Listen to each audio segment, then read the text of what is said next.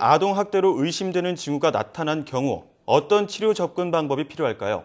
전문가와 함께 자세히 알아보겠습니다. 평택대학교 상담대학원 차명효 교수 전화로 연결돼 있습니다. 안녕하십니까? 네, 안녕하세요. 반갑습니다. 네, 앞서서 신체와 정서 또 성 방임 학대로 나눠서 아동 학대 의심 징후에 대해 살펴봤는데요. 교수님, 네네. 이런 증상을 발견할 경우에 가장 우선시되어야 할 치료 접근 방법은 무엇이라고 보십니까? 이런 경우에 이제 보통 이제 몇 가지 측면에서 접근할 수가 있는데요. 이 아동들은 일단 자기가 무엇인가를 잘못해서 이런 경우를 초래했다라고 하는 그런 믿음을 가지게 될 가능성이 대단히 높습니다. 네. 그렇기 때문에 이럴 때는 인지정서 행동을 통해 이 치료를 통해 가지고 자기가 무엇을 잘못했기 때문이 아니라 이런 것은 어른들이 잘못한 일이고 자기 자신은 이런 상황에 어떻게 대응해 나갈 것인가를 차근차근 방법을 찾아주는 이런 접근법을 사용해야 됩니다. 그리고 나아가서 세상은 이래야만 된다라고 하는 믿음이 깨져 있는 상태이기 때문에 다시 말씀드리자면 착한 사람은 복받아야 되고 악한 사람은 혼나야 되는데 네. 이런 것들이 무너진 상태이기 때문에 맞습니다. 이런 믿음 체계를 다시 회복시켜주는 일들도 대단히 중요합니다. 이거 외에도 이제 일반적으로 이제 서양에서는 놀이 치료를 통해 가지고 네. 아동들이 놀이 과정에서 나쁜 사람, 착한 사람이 어떻게 행동을 하고 그리고 결과적으로는 다시 착한 사람이 승리하는 모습들을 보여줌으로 해가지고 나도 저렇게 살아가야 되겠다라고 하는 기본적인 삶의 방식들을 알려줄 수 있는 이런 놀이 치료 방법들을 사용할 수도 있습니다. 네. 예. 그렇다면 피해를 입은 아이가 치료 시기를 네. 놓치거나 혹은 적절한 치료를 받지 못하면 어떤 후유증을 겪을 위험이 있습니까? 상당히 심각한 문제를 초래할 수 있죠. 왜냐하면 이제 이 아동기는 통상적으로 보면 다양한 상상의 시기라 그럽니다. 물화의 시기라 그러죠. 무슨 말인가 하면 모든 사물들이 살아있고 자기 행동을 관찰하고 그래서 그들과 대화를 한다고 상상하는 그런 시기입니다. 근데 만약 이런 시기에 이런 그 학대적인 행동들이 일어나게 되면 예. 모든 존재들이 나를 공격한다. 예. 이런 생각들이 이제 깊어지게 되고요. 네.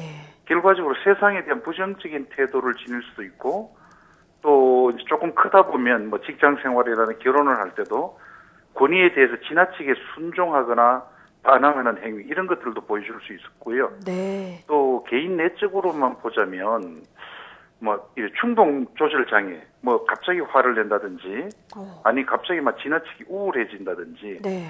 이런 충동 조절 장애를 겪기도 하고요. 또 이 아동기에는 일본은 이제 뭐 당연한 거겠지만 불안 증상이라든지 수면 장애 이런 이제 문제들로 이 고통을 겪게 됩니다. 그리고 뭐 그 중에 가장 심각한 것은 아무래도 그 PTSD라고 충격적인 그 사건 후에 겪는 심리적 외상이 상당 기간 지속될 가능성이 높습니다. 네.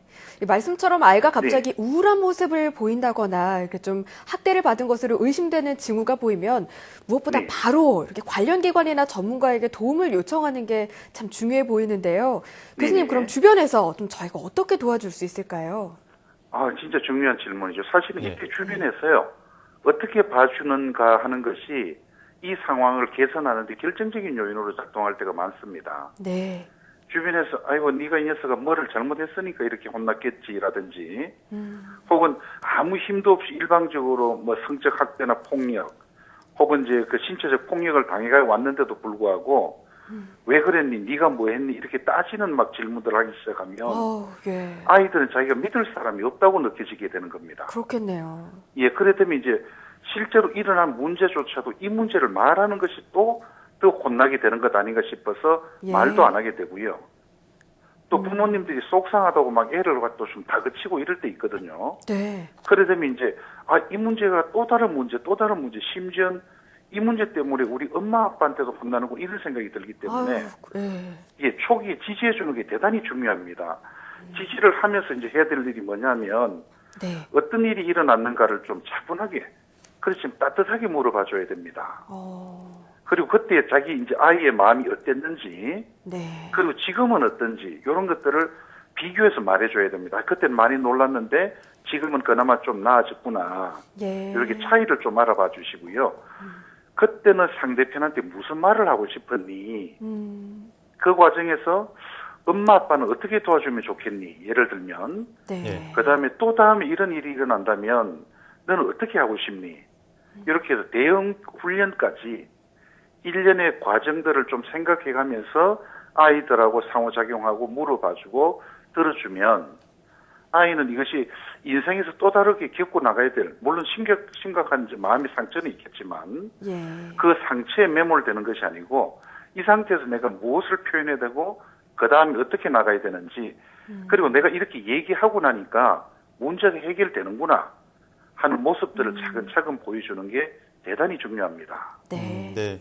무엇보다 이 아이들에 대한 애정 어린 관심과 칭찬 혹은 격려가 필요할 것 같은데요. 이 네네. 학대를 겪은 아이를 둔 부모님들의 충격도 상당히 클 것 같습니다. 아유, 그건 예. 말도 못하죠. 네네. 예. 네. 이 아이와 함께 부모님들의 심리 치료도 병행되어야 할 것 같은데요. 어떻게 보시나요? 중요한 문제입니다. 사실은 어떻게 보면 이런 상황에서는 아이들은 일시적인 이제 문제로 그냥 슬쩍 넘어갈 수도 있습니다. 보면. 네. 주변에서 잘 응대만 해준다면. 근데 실제로 이제 부모님들 같은 경우는 일어난 일에 대해서 엄청나게 좀 분노하고 있으실 거거든요. 실제로 막 생각 같아서는 아무도 모르게 찾아가가지고 당신도 내 아이 때릴 만큼 한번 맞아봐라. 뭐 혹은 당신이 우리 아이한테 한 짓을 너도 한번 당해봐라.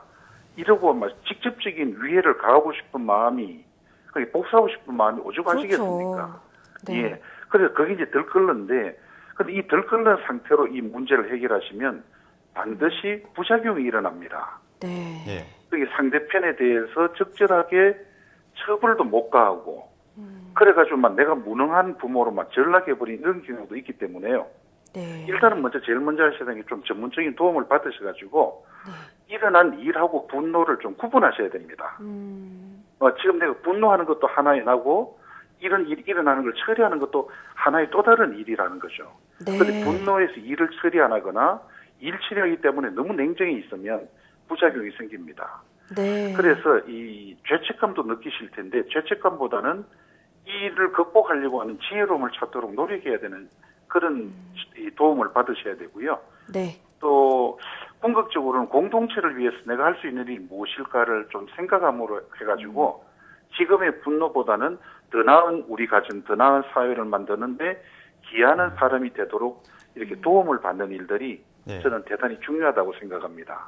네. 무엇보다 우선은 아동학대가 일어나지 말아야겠지만 일단 네. 일어나면 그래도 부모님들도 당황하지 않고 전문기관을 꼭 찾아야겠습니다. 맞습니다. 예. 그리고 우리 사회에서도 전문적인 관심을 좀 가져주는 게 좀 도움이 될 거라고 보여집니다. 네. 이런 일이 생겼으면 그냥 부모들한테 맡겨두는 게 아니고, 그럼 우리가 할 수 있는 일이 무엇인지를 찾아보는 것도 도움이 되지 않을까 그렇게 생각하고 있습니다. 네. 오늘 말씀 감사합니다. 지금까지 네. 평택대학교 상담대학원 차명호 교수와 함께 이야기 나눠봤습니다. 교수님 오늘 말씀 잘 들었습니다. 예, 감사합니다.